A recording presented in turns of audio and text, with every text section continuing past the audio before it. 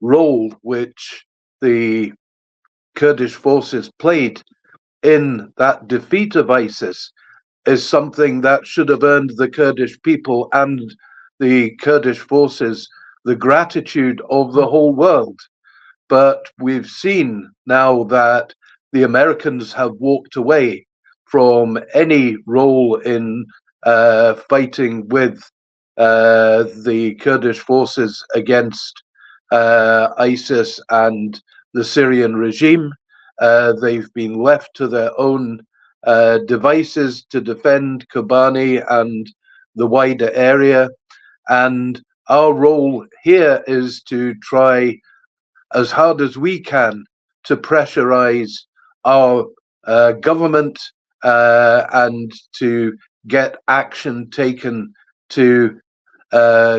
take action against the Syrian regime, but also against the Turkish government who are taking advantage of the situation. So all our thoughts are with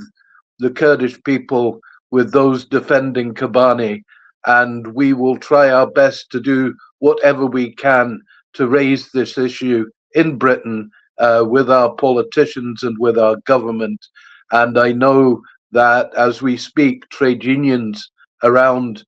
Scotland and the whole of the UK are mobilizing to put pressure on our government and to get action taken to make sure that the Kurdish people are not standing alone in the defense of Kobane, and that pressure is put on the Syrian government and on the Turkish government